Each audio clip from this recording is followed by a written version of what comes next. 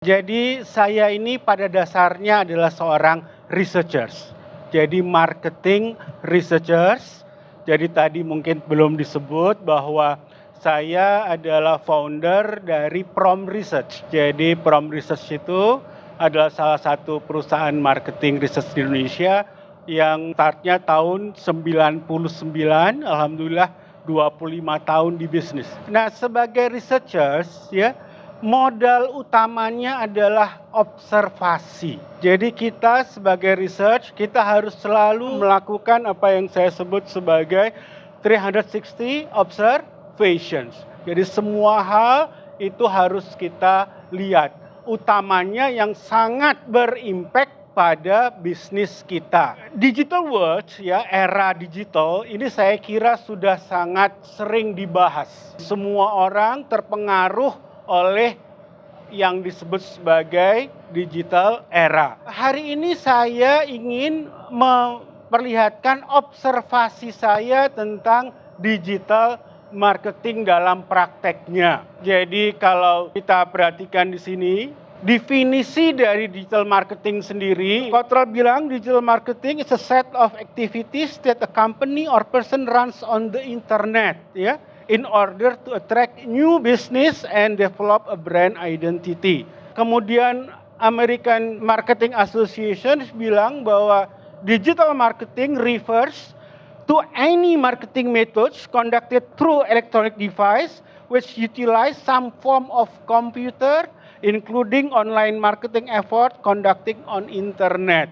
Nah, kenapa saya harus kutip definisi ini? Karena dua definisi yang dijadikan rujukan utama melihat digital era ini sebagai atau internet ini sebagai medium dan tools. Jadi ini yang mereka lihat, ini yang menjadi fokus. Akibatnya tadi juga sudah disinggung ya bahwa domain atau aktivitas pemanfaatan opportunity itu ada pada communications dan distribution channel.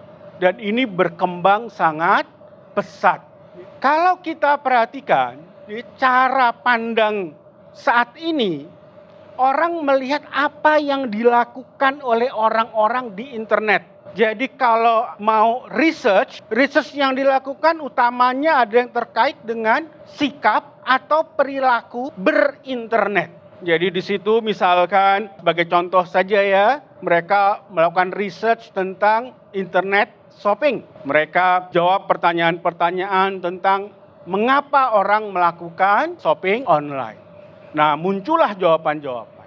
Kemudian yang kedua, mereka lihat tentang perilakunya. Jadi di sini sebagai contoh banyak research yang mengutip bahwa di Indonesia kita sekarang punya 247 users. Kemudian 8 jam mereka aktif di internet. Inilah yang mereka research. Nah, karena pada dasarnya ya, mereka melihat ini sebagai medium, maka pointers dalam digital marketing akan mengacu pada communications.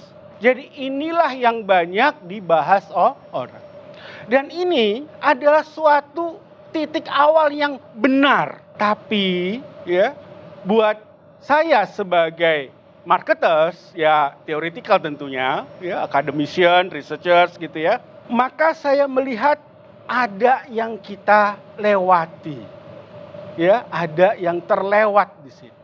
Kita bukan saja menggunakan waktu kita menggunakan internet itu ya, tidak hanya untuk komunikasi, tidak hanya untuk channel, tapi dia punya dampak kepada kehidupan kita. Yang saya angkat pada saat ini adalah change our mentality. Ya, jadi internet, aktivitas kita di internet itu juga merubah pola pandang kita untuk hidup di luar internet. Dan ini adalah hal yang penting untuk disadari para marketers. Jadi bagaimana internet itu merubah kita, ya, kita merasa kita lebih knowledgeable. Ya, tapi saya juga kasih tanda petik di situ. Karena pada dasarnya kita ini cari informasinya itu pada selected group. ya hanya selected group, kita milih following kalau dalam X gitu ya. Instagram juga kita milih, jadi selected. Kemudian yang kedua, kita nggak terlalu willing untuk cari balancing dari informasi. Kita nggak digest itu dengan baik. Akibatnya apa? Akibatnya kita muncul sebagai orang-orang dengan strong opinion. Bahkan inilah yang nanti jadi modal kita untuk mempengaruhi orang ya. Sehingga kita juga bisa menjadi seseorang di sosial media. Kemudian dari mulai knowledgeable, kita juga punya different expectation. Berubah karena selalu experience akan merubah expectation. Nah, kalau kita diekspos oleh banyak hal melalui internet, maka kita akan punya expectations yang berbeda terhadap apa-apa yang ada di sekitar kita. Banyak sekali kalau kita lihat dari celutukan-celutukan di media, sosial media utamanya, betapa Gen Z ya ini punya harapan yang berbeda dengan generasi-generasi di atasnya. Nah, ini karena apa? Exposure-nya berbeda. Kemudian kita ternyata juga mengubah self-concept kita akibat tadi ya terhubung dengan internet. Jadi utamanya kita akan terekspos dengan global value. Jadi sangat banyak hal-hal yang datang dari luar, ya, luar pergaulan sempit kita, tapi menjadi bahan pembicaraan di dunia, baik yang sifatnya politikal ataupun hanya sosial, seperti misalnya feminisme, juga akan sangat menjadi pengaruh kuat pada generasi yang sekarang ada. Nah, tapi kita juga berusaha untuk memiliki afiliasi lokal. Kita nggak mau tercerabut dari akar. Nah, semua exposure pada internet ini ya akan membawa dampak pada apa yang saya sebut sebagai consumption goals. Jadi saya beri satu anekdotal ya bagaimana yang namanya internet itu merubah pola pandang kita. Misalkan soal makan, kita dulu nggak pakai internet, makan aja. Sekarang hampir semua orang kalau makan harus difoto dulu ya untuk di-share di sosial media. Dan kita kalau amati ini, maka kita bisa melakukan sesuatu di luar sosial media. Jadi bukan di sosial media aktivitas kita, tapi di luar sosial media. Kalau kita pengusaha restoran, kemudian kita tahu orang datang ke tempat kita, ya, kemudian yang di-share adalah betapa tempat itu menyediakan makanan yang pedas. Pedasnya pakai level 3, level 4, level 5. Maka kita sebagai pengusaha restoran ya harus terpikir untuk membedakan antara mangkok yang level rendah dengan mangkok yang pedasnya level tinggi. Karena kalau di foto, yang moto pingin teman-temannya tahu bahwa dia makan yang levelnya level 17. Jadi ada perubahan cara dia menyajikan produknya waktu dia di dunianya nyata. Jadi kita harus sesuaikan itu. Jadi di sini saya katakan opportunity untuk produk dan brand development. Dan saya melihat sudah waktunya kita juga membuat suatu paradigm shifting, perubahan paradigm dalam cara kita melihat marketing. Jadi ini teorinya, ya dulu itu kita startnya dengan berorientasi pada produk. Jadi dulu orang menciptakan produk dengan harga semurah-murahnya atau dengan kinerja setinggi-tingginya. Jadi apapun inovasi yang dilakukan orang, ujungnya adalah dua cabang.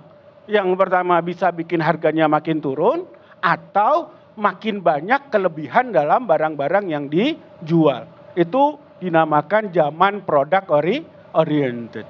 Jadi ini pada kira-kira kisarannya sampai tahun 80-an di Amerika. Startingnya mungkin sekitar tahun 50-an setelah Amerika menang perang. tahun 80-an ya muncul pemikiran-pemikiran baru dalam marketing di mana nggak bisa. Orang mulai karena sudah banyak produk, mereka banding-bandingkan, mereka cari yang paling cocok buat kebutuhan mereka.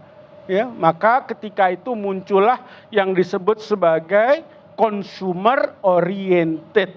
Jadi marketingnya diorientasikan pada kebutuhan konsumen.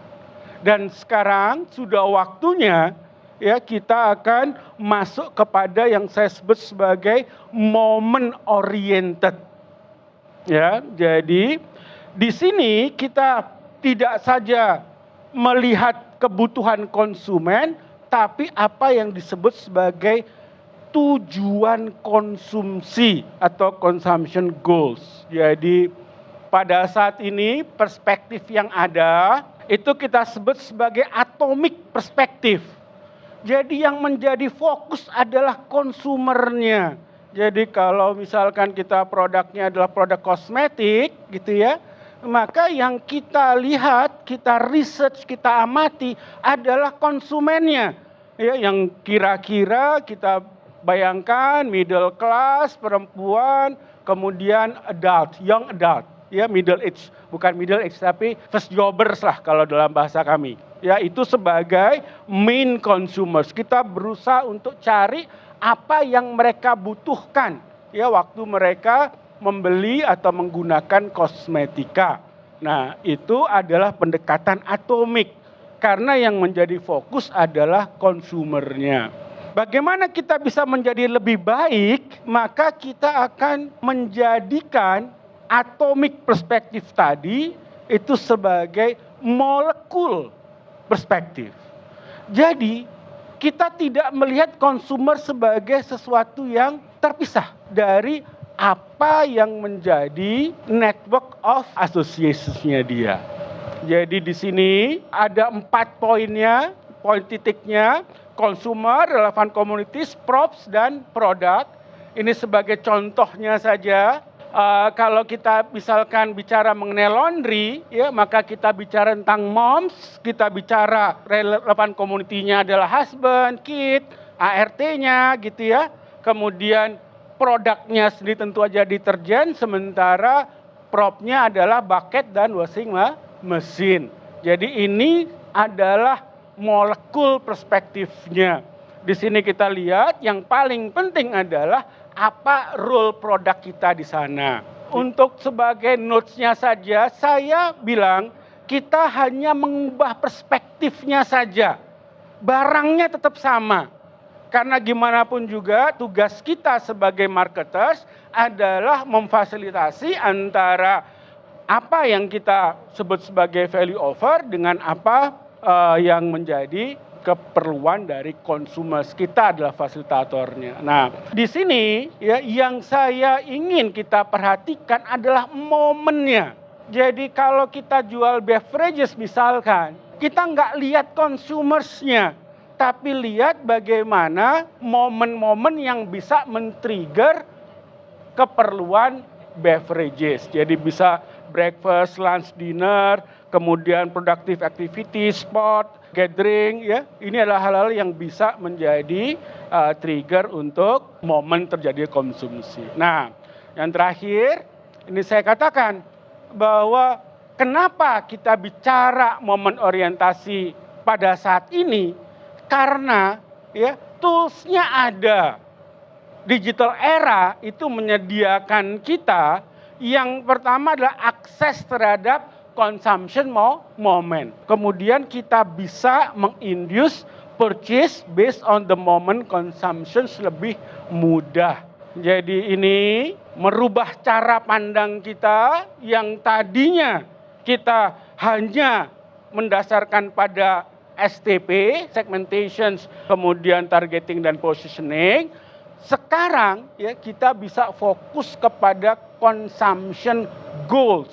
Jadi tujuan kita mengkonsumsi suatu produk, belajar tentang produk rules-nya, kemudian kita akan establish associations-nya. Ya. Jadi moving forward-nya, ke depannya kita bilang bahwa sudah bagus ya kalau kita sudah melakukan digital marketing seperti yang sekarang kita punya. Tapi akan lebih baik lagi kalau kita lakukan sembari kita merubah cara pandang kita terhadap marketing, ya. Jadi kita bilang bahwa kita nggak cuma menyediakan digital roots sebagai medium, tapi juga sebagai agent dalam changing consumer mentality, kemudian dari consumer oriented marketing menjadi moment oriented marketing.